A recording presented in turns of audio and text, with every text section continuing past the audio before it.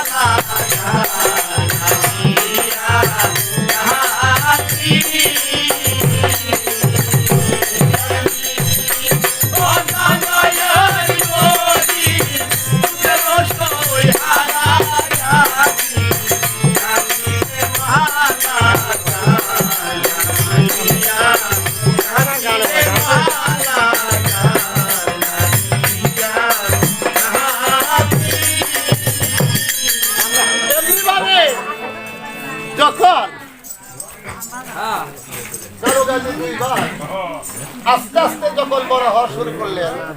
আর যখন ওই গাজীর 12 বছর পূর্ণ হলেন আর স্বপ্নে যুগে ফসকিদিন 2 পীর এসে ওই গাজীকে বায়াত গ্রহণ করা ওই মানুষ সবে ছোট ছোট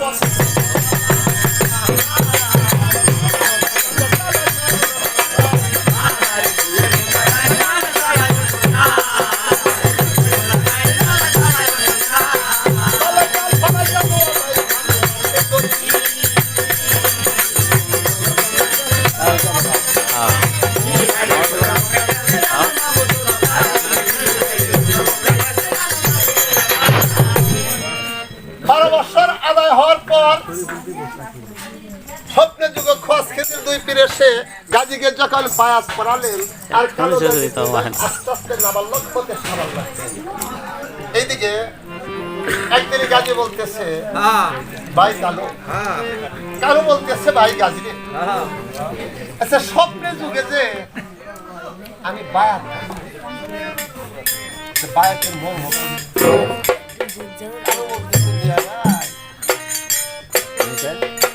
আমিও মানুষ, কিন্তু স্বপ্নের যুগে আমি যে খোয়াজ খেজির দুই পীরের সাথে বায়াত গ্রহণ করলাম, অর্থাৎ আমার এই মন প্রাণ সবই আমি সেই সামান চাঁদের চরণে অর্পণ করি। এইভাবে একটা বৃহস্পতির মালা কেটে একবার গাজী পরাই দেয়, গাজী কালো। এমনি ভাবে দুই ভাই আস্তে আস্তে ধরা শুরু করতেছে। নাবালক হতে যখন দুই ভাই আবার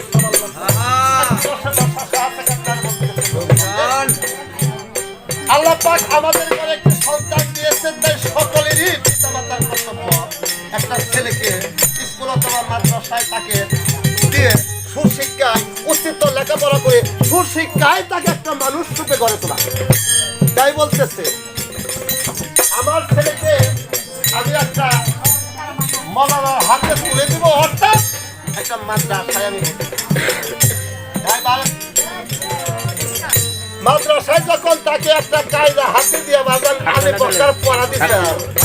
মাস্টার বলতে আসছে বাবা গাজীরে যে তোমাকে আলী বক্কর পড়া দিলাম, তুমি আমার কাছে এই কথাটা আমার কিরা বলো তো দেখি। তাহলে গাজী আল্লাহ বেদ করছে তাই সেদিন তাই সেদিন বলতেছে মাস্টার বলতেছে বাবা গাজীরে বলতেছে বাবা গাজীরে তোমাকে যাই আলী বক্কর পড়া দিলাম, তুমি আলে বেদে সে দুই টক্কর বাজার বেশি করে পড়লে দুই টক্কর তুমি কোথায় কিভাবে পেলে? বলতেছে বলতেছে শুনেন গো হুজুর আমি বলি যে আপনার কোরআন দিছে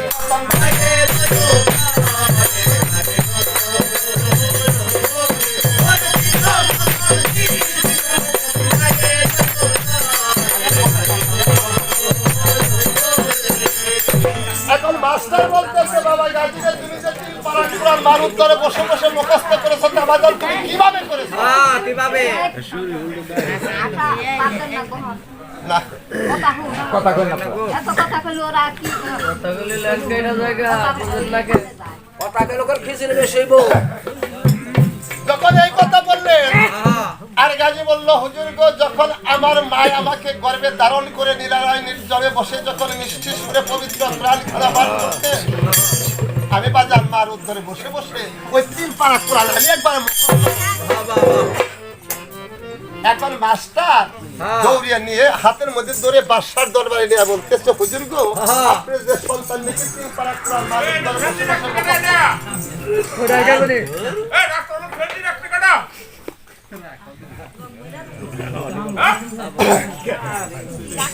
তিন পারা বয়াতির বেকার সেদিন এসে করা বয়াতি নইছে বয়াতি কালামের শেষ দিদা তিন পারা কোরআন মুখস্থ করেছে আপনার আরে এই ছেলে কি পৃথিবীর বুকে সুশিক্ষা কি তার কোনো জায়গায় কম আছে? হ্যাঁ নাই। এখন সবাই বলে যে যে ছেলে নাকি মার উদ্দরে বসে বসে তিন পারা কোরআন মুখস্থ করছে সে পৃথিবীর বুকে সুশিক্ষায় তাকে সুন্দর করে একটা মানুষ করে তুলেছে। তাই বাদশা শাহ সেকেন্দার বলতেছে বাবারে তুমি যখন তিন পারা কোরআন মার উদ্দরে বসে বসে বাজার মুখস্থ করছো তুমি তো খুব সুশিক্ষায়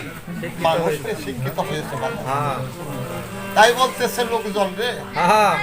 আমার ছেলে নাকি তিন পারা কোরআন মুখস্থ করছে, তাই বলতেছে লোকজন রে আবার বাড়ির পশ্চিম পাশে একটা ঘর তৈরি করে দিবে, ওই ঘরের মধ্যে বসে আমার দয়াল গাজী কোরআন পাঠ করবে সে আল্লাহ বড় লোকের তো বড় খেলা। কিন্তু বাদশা বলতেছে লোকজন রে অর্থাৎ আমার ছেলে যে বিশ্বাস আমার ছেলে যে বিছনায় শয়ন করবে ওই বিছানা খেজমতের একজন লোকের বাজার তো সেই কুতুবস্তানের দরবারে সেই আলেকজান্ডার দরবারে সেই সামাল চাঁদের দরবারে সেই বুরহান চাঁদের দরবারে একটা লোকের প্রয়োজন আছে না আছে ওই গুরুর খেজমতের জন্য বৃদ্ধ আগে দাসী ছিল দুই চোখের জলে তার মুখ্য বিদে যা বলতেছে হুজুর গো আমি আপনার ছেলের বিছানার খেজমত করবো বাদশা বলতেছে দাসী তুই সামান্য ক্ষুদ্র দাসী আরে তুই কি মনে করে আমার ছেলের বিছানার খেজমত করবি এর কারণ কি তার কারণ তাই দাসী বলেছে হুজুর গো আপনার যে ছেলে নাকি মার উদ্দরে বসে বসে 3 পারা কোরআন মুখস্থ করছে ওই ছেলের পদধূলি পেলেও আমার দাসী জনম কাজে করে দণ্ড তাই দাসী বলতেছে একদিনে দাসী বলতেছে দাসী একটা পাকা হাতে নিয়ে পয়সা থাকবে আমার বিছানার মধ্যে যেন কোনো মাছি মশা বলতো না এইভাবে আস্তে আস্তে আস্তে আস্তে সেই পাকা যে হাওয়া দিতেছে আর মনে মনে চিন্তা করছে যে ছোট কালে যখন আমি আমার মার বন্দি তখন আমার বাবা যখন পৃথিবীর বুকে আমি ভূমিষ্ঠ হয়েছি ভূমিষ্ঠ হওয়ার পরে আমার মা আমাকে কিন্তু কত জ্বালা এই জ্বালা কি আমি তাই যদি আমি এই ছেলের বিস্তার খাজমত করে যদি আমার এই পাপি দেহর একটু সুসন্ধান করতে পারি কারণ এই কাজ আমি ওই সামান চাঁদের সম্পন্ন এই জ্বালা আমি কথা বললে সমাজ ছিল দাসীর কুমতে পেল আস্তে আস্তে দাসী যখন বিছানার পাশে গেল যে ওই হঠাৎ করে হাতটা বিছানার মধ্যে দিলেন হাতের দাসী ভাবলো হাতে এত আরাম যদি আমি বিছানায় বসতে পারতাম না জানি কত আরাম লাগতো না বসলে যখন কুমার পন্ত গেড়ে গেল ভাবলো বসাতেই এত আরাম যদি আমি দাসী এই বিছানায় শয়ন করতে পারতাম তাহলে আমার আরো না জানি কত আরাম লাগতো যখন বিছানার মধ্যে শুইলেন তোর পাশ থেকে বিছানা চেপে আসছে আর দাসী লাগতো অমনি দাসী বিছানাতে এসে গেছে দূর হইতে দয়ালে গাজী নিগাম করে দৌড়ে দেখে বলতেছে দাসী রে তুই সামান্য দাসী হয়ে তুই আমার বিছানায় শয়ন করলি তার সাহস তো কম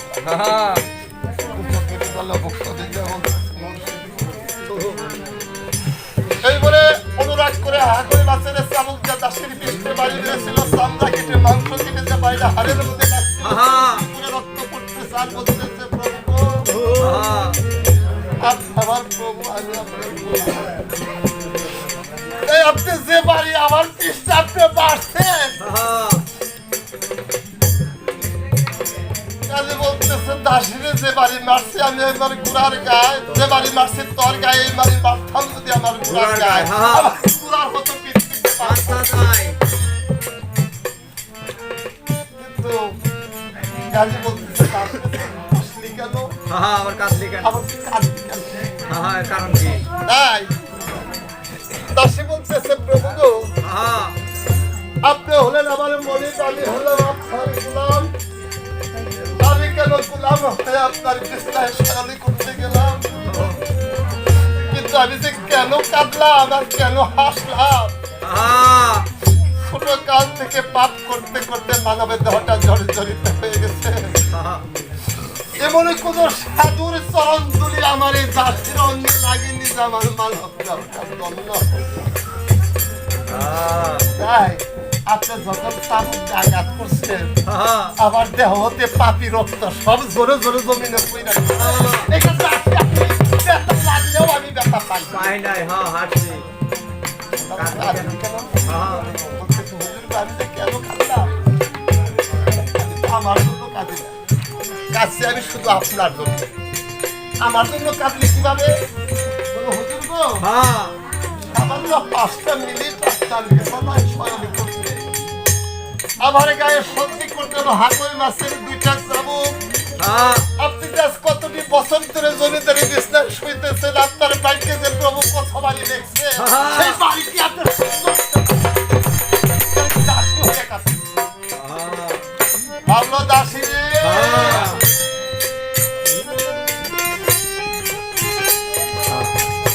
বাপ ভাবে তুই ক্ষুদ্র দাসী, কিন্তু তাকে কোন বীর পুরুষ এত সুন্দর করে মানাবে দেহ গঠন করে দিয়েছে। একবার তার কাছে নিয়ে চল, আমি রাজার রাজ্য ছেড়ে আমি তার সাথে দাসী বলতেছে প্রভু, যার মনে হিংসা কিনা, যার মানবের দেহটা মরে গেছে, এই পৃথিবীর মুখে যার পিতা মাতার বদল না হয়েছে, কখন তার মুর্শিদ তার সাথে সাক্ষী করবে। তার এই পৃথিবীর বুকে হিংসা কিনা আরো দেহ জর্জরিত হয়েছে, তার সাথে কোনদিন ওই দয়ালের রহমত তার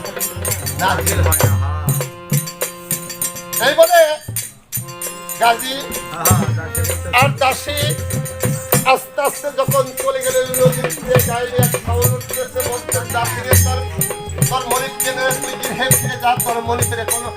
মানুষ বদল হয়নি। রাজার রাজ্যে থেকে কি সে মানুষের কর্ম করতে পারবে? খুশ হয়নি, খুশ হলে কিন্তু মানুষ। এইভাবে যখন আস্তে আস্তে সেখানে তার মুর্শিদকে ডাকলেন, আর খোঁজ থেকে দুইটি জল হতে বেশ দয়াল গাজী নিগাম করে চাই আপন পীরকে নিয়ে গাজী বলতে হয় প্রণাম করে জার জার করে কাঁদতেছে। আর গাজী বলতেছে, দাসীদের যে বাড়ি মারছিলাম আমি তোর গায়ে, আজ থেকে এই বিছানা শুধু বিছানা নয়, এই মন্দির সহকারে তোর নামে লিখে দিয়ে আমি চিরদিনের জন্য যাবতীয় করতেছি। তাই দাসী প্রশ্ন করেছিল, আপনি আমাকে বিছানা লিখে দেবেন, আপনি কোন জায়গায় স্বয়ং তাই সামনে কি বলেছে? পরে যে জন করে দিচ্ছে দাসী আমার ফকির হইয়া যাই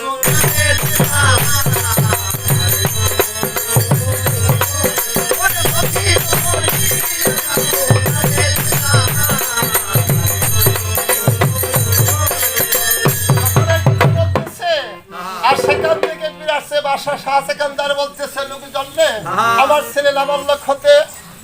সাবাল্লক হয়েছে, সে নাকি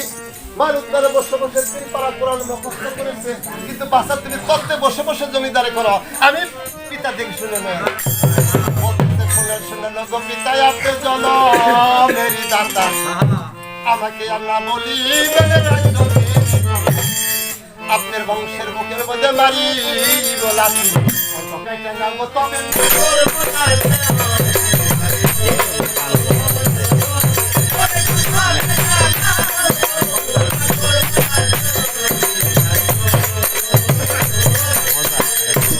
এই কথা বললো। আর বাদশা বলতেছে, বলস কিরে আমার সন্তান হয়ে আমাকে জ্ঞান দান করো। অনুরাগ হয়ে জল্লাদ জল্লাদ বলে যখন ডাক দিলেন, জল্লাদের হাজির হয়ে বাদশা বললেন, আমাদের হুকুম যে কুপুত্র আমার কথা শুনে না, এই কুপুত্রকে হস্তবদ্ধ বন্ধন করে মানুষ কাটা ময়দানে তাই কেটে মাংসগুলা আর রুদি আনবে, ওই রুদি দেখা বাদশা খারাপ না মায় নাই চাকর হুকুমে কাজ। তিন জল্লাদ হাজির হলেন, বললো এই কুপুত্রকে হস্তবদ্ধ বন্ধন করে ওই মানুষ কাটা ময়দানে আস্তে করে যখন জল্লাদটা যদি হাত বন্ধন আর গাজী বলতেছে, মুর্শিদ গো তোমার হাতে হাত দিয়ে আসছে, আমার দুটি হাত কিন্তু দয়াল রে, আর যদি তোমার নামের কলঙ্ক হয়, আমি যদি ওই নদীতেই ডুবে মরি তাহলে তোমার নামের কলঙ্ক হবে। এই বলে দয়াল গাজী হস্তবদ্ধ বন্ধন করে যখন দয়াল গাজী কি বাক্য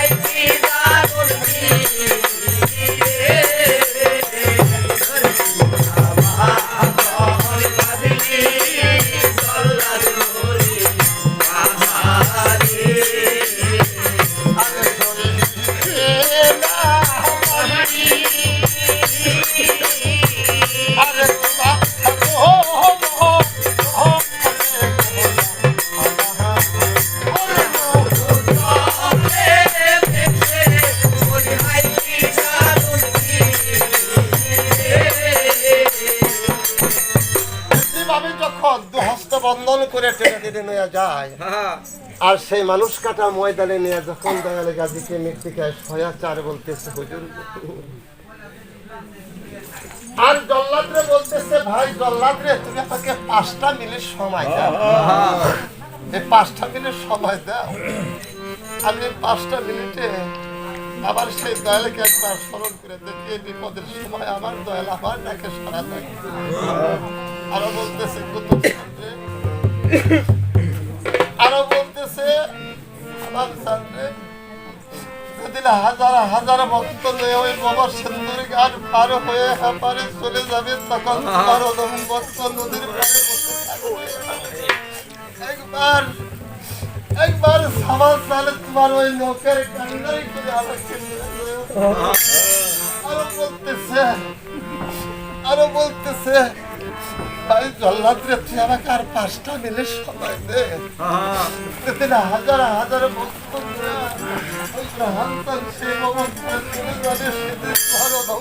নদীর পাড়ে বসে থাকবে, একবার তোমার ওই নৌকাই করে আমাকে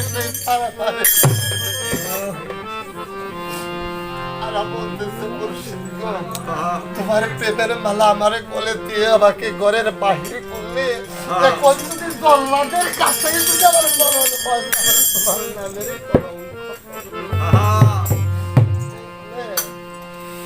ওই দয়ালের কাছে সেখানে কি লাগছে ভাই কি বলছেন? দেখিলে দরদি আমার মারাই গালে তোমায় জানো,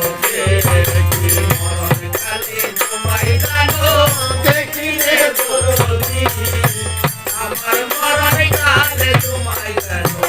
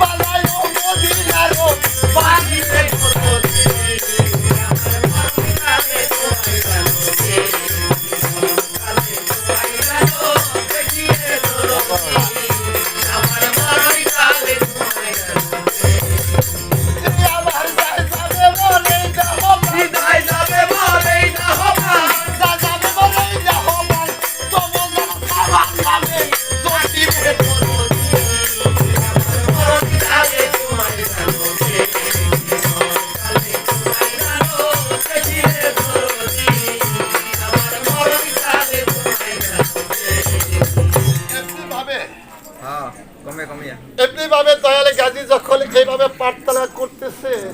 দয়ালের কান্নার শুনে আকাশ পাতাল কাঁপিয়ে পড়তেছে। আল্লাহ বলতেছে শোনো ফেরেশতা, তুমি একটা মৌমাছির রূপ ধরে চলে যাও, ওই সোনার কন্দে কন্দে পৌঁছিয়ে দিয়ে আস।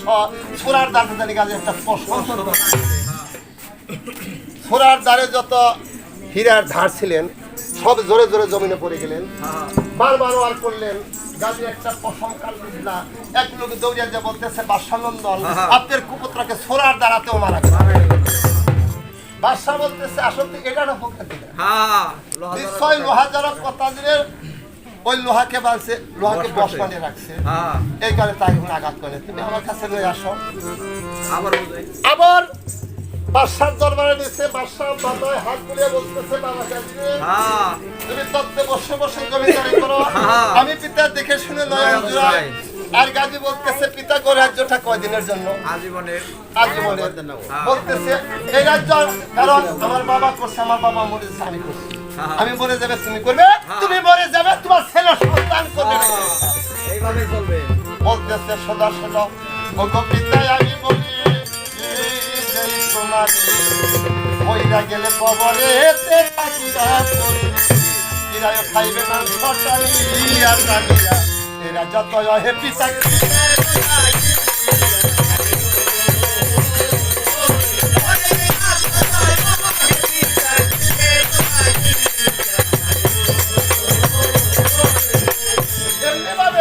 অনেকে দুঃখ দয়ালে গাজীকে কষ্ট দিলেন আর দয়ালে গাজী বাদশা বলতেছে বাবা গাজী রে তুমি যদি এই রাজ্য তো না করে আল্লাহর নামে ফকির হয়ে চলে যাও আমার মনে কোনো দুঃখ থাকবে না বলতেছে লোকজন একটা কাজ করো বলে কি কাজ বলছে নমরুদ যেমন কুণ্ড করেছিল ওর অগ্নির একটা কুণ্ড করে এই দয়ালে গাজী হস্তপাদ বন্ধন করে যাও তুমি অগ্নির মধ্যে অগ্নির মধ্যে কোনো হস্তপাদ বন্ধন করে অগ্নির মধ্যে নিক্ষেপ করছে আর দয়াল গাজী খরচ খেলতে 2 ফিট এখনো সালাম চন্দ্রের কাছে সেই নাম ফাজল চাঁদের কাছে সেই নাম এমন একটা তাজা বস্তু তার ভক্তকে দিয়েছিল অগ্নির মধ্যে বসে বসে সেই নামটা যোগতাম 7 দিন অগ্নি কাজে একটা পছন্দ করতাম না আর সেখানে বসে কি বলতেছে দয়াল গুরু বহর দয়াল গুরু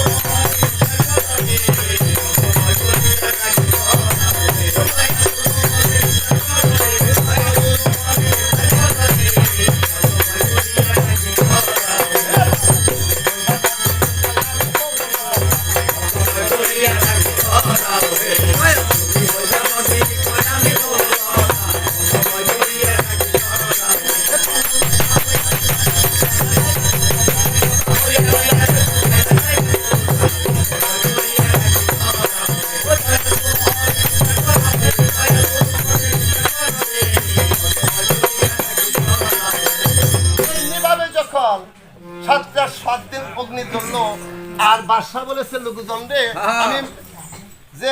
যে অগ্নির মধ্যে আমার সন্তানকে নিক্ষেপ করছি তোরা কিছু জল নিয়ে ওই শালিটা ভালো করে পরিষ্কার করে দেয় শাস্ত্রের প্রমাণ পেয়েছে মুসলমান পূর্ণ সেখানে বর মধ্যে এই লোকজনে এক এক 2 এক পাইছাই এইভাবে যখন খালি ধরে টান দিয়েছে আল্লাহ ইলাহা জিকির করে সেখান থেকে দাঁড়িয়ে আপনার কুপুত্রকে অগ্নির দ্বারা বলতেছে বাজার তুমি তাহলে রাজ্য তো করবে তবে কোনো আমার কোনো দুঃখ না কিরকম এবার তোমাকে আমি পরীক্ষা বলে এই যে একটা 10 নম্বরের সই এই সইয়ের মধ্যে আমার বাদশার নাম দস্তখত করতে সই দিব অগাধ করে মধ্যে নিক্ষেপ করে ওই সই ডাইনা দিয়া তার মধ্যে যাও তুমি আল্লাহ আরে গাজী সুইটা যখন অগাধ দরের মধ্যে নিক্ষেপ করলেন আর দয়াল গাজী আস্তে আস্তে নদীর দিকে যাত্রা করতেছিল আর কি পরে মাথা হয়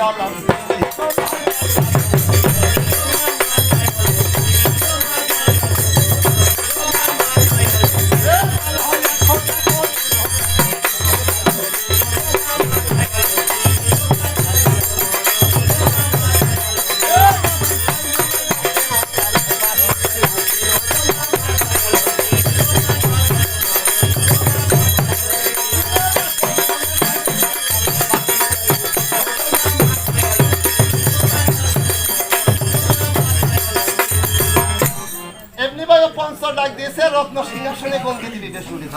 দয়াল গাজী নিগাম করে চাই আপন খালাকে দেখে গাজী খালায় প্রণাম করে বলতেছে আমার পিতায় অগাধ ধরে মানে সই নিক্ষেপ করছে এর সুর সন্ধান তোমার করে দিতে হবে আমরা তোমার রত্ন সিংহের কামল দিয়ে তোমার খাওয়া মিষ্টি গঙ্গি বললো যে অগাধ দরিয়ার মধ্যে সামান্য 10 নম্বর একটা সুই ফলাইছে সুইয়ের সন্ধান আমি কিভাবে করি আরে গঙ্গিরা ভক্ত ছিলেন পর্বতের সরাসরি বলে এক দেও তাকে যখন স্মরণ করলেন আকাশ আর মাটি ঠেকে হাজির বলতেছে মুর্শিদ হুকুম কি বলছে এখনই চলে যাও নদীতে ওই নদীর যত জল ছিল টাইগার পর্বতে পাতালের বালিতে থাকুন একটা একটা করে ওই সুইয়ের সন্ধান তোমার গুরুর হুকুমে ওই নদীর জল ছিল টাইগার পর্বতে পাতালের বালিতে থাকুন একটা করে নির্দান্ত সুই তারা না ভেসে সাগর ওই সাগর সুইয়ের সন্ধান করতে পারত এখন দানের বেটি দান করে দেখলেন যে ফালানির বেটি ফালানির নামেতে আরে শুইনা রাখছে তার চুলের সে পাত্তার লগে দেখে মা পার্বতী মা তাই চুলের খোয়ার মধ্যে শুই গঙ্গি বললো পার্বতী লো এই শুয়ের সন্ধান তুই কোথায় পেলি? পার্বতী বললো আমি ঋতু স্নান করে যখন আনের মধ্যে চুল শুকা দিছি উষার দিকে নজর করে দেখলাম আমার মনে হয় আকাশের চন্দ্র ছেড়া ভূমিষ্ঠে নামছে চন্দ্র বলে হাত দিচ্ছি দেখে না চন্দ্র একটা শুই সুন্দর দিকে চুলের খোয়াই গিয়ে যাচ্ছে দেখতে মধ্যে কাক এখন দেখলেন বাসার নাম সাইন এখন পার্বতী বলল গঙ্গি দিল যে বাপের বেটা তিন পুরুষ অগাধ গরের মধ্যে শুয়ে ছেড় দিয়া আবার আসলে একটা শুয়ের সন্ধান আমি তার নাম দেখে শুয়ে দিতেছি গঙ্গি পার্বতী যখন শুনলে বেশ উঠলেন আর দয়াল গাজী নিকাম করে চায় আপনার খালার পায়ে প্রণাম করে কাছে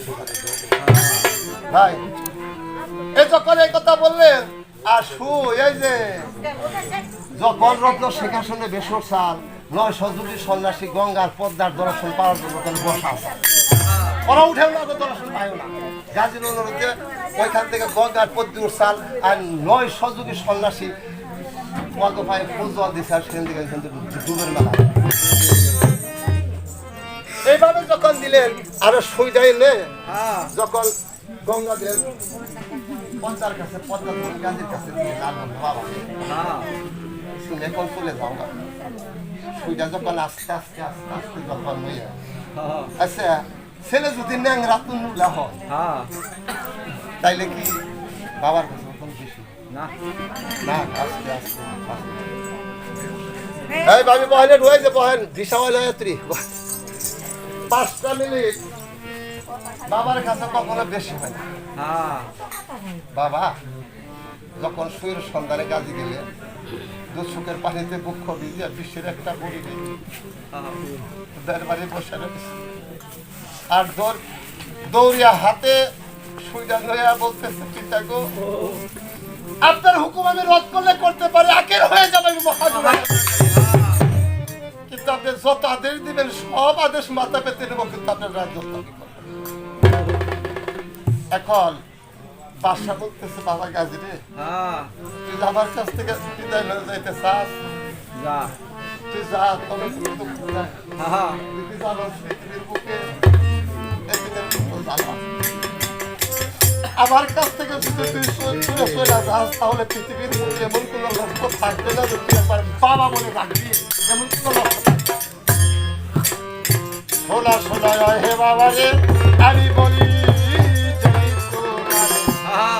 এই দেখলা বিশ্বের বলি আমার যদি মর্থা বাবা করি বাবা বিশাইয়া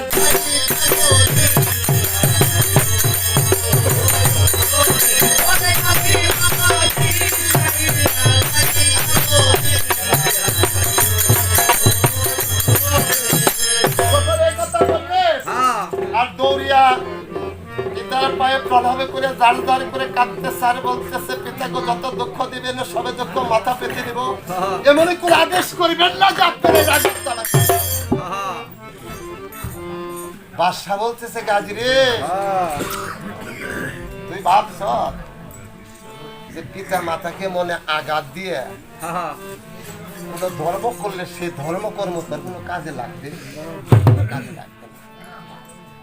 বলতেছে যে মা 10 মাস 10 দিন তোকে গর্ভে রেখে বুকের 32 দ্বারা দুধ খায় তোর মানব দেহ তাজা রাখছে একবার তার কাছ থেকে বিদায় নিয়ে যাস না তোর পক্ষে হাসিল হবে না এই বলে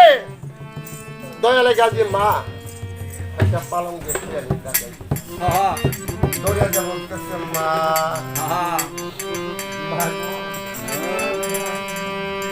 আমাকে আপনার হাসি মুখে বিদায় দিলেন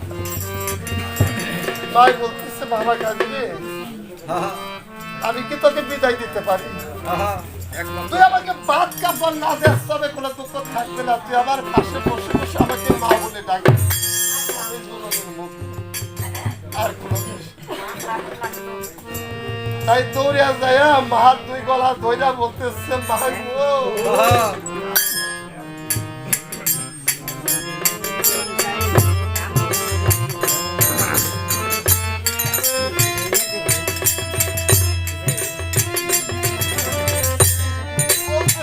গো আমি যদি পৃথিবী ছেড়ে চলে যাই আবার ফিরে এসে যদি আমি তোমাকে মাকে মামা বলে ডাকতেছে আর বলতেছে মা গো মাই বলতেছে বাচ্চা রে তুই তো জানোস না পৃথিবীর মুখে মা যে সন্তানরে কতটুকু আদর্শিত করে যার এই পৃথিবীতে সন্তান হারা হয়েছে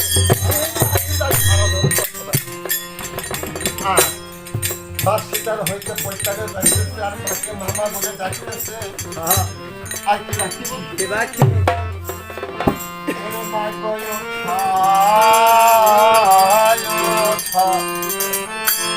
আবার দরদের মা আখি মেলে প্রাণের মা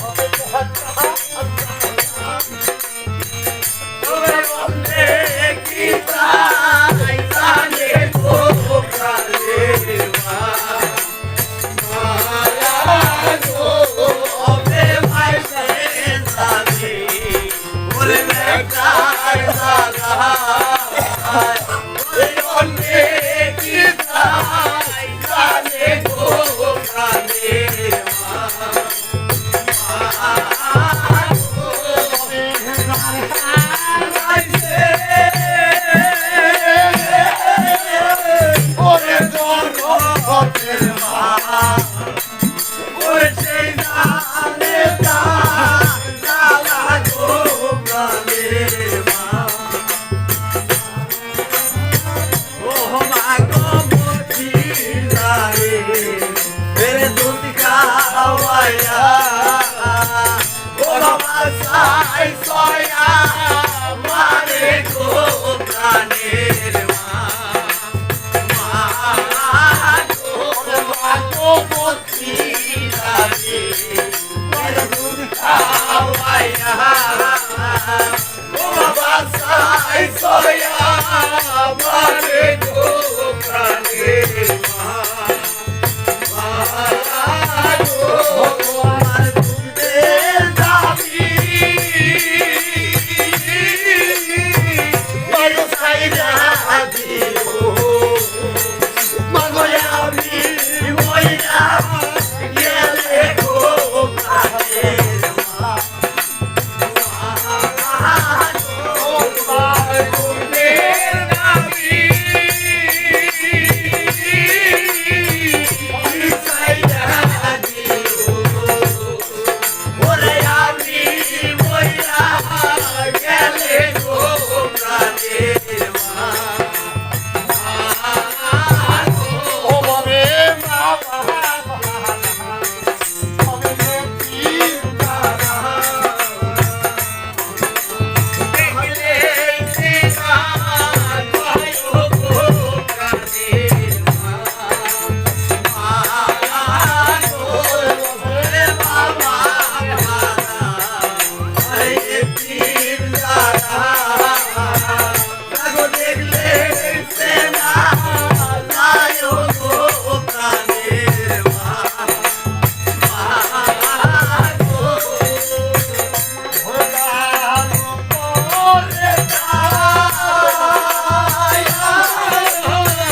অনেক দেখতে ভালো ওরে ভিতর পুইরা সায়ো গো প্রাণের মা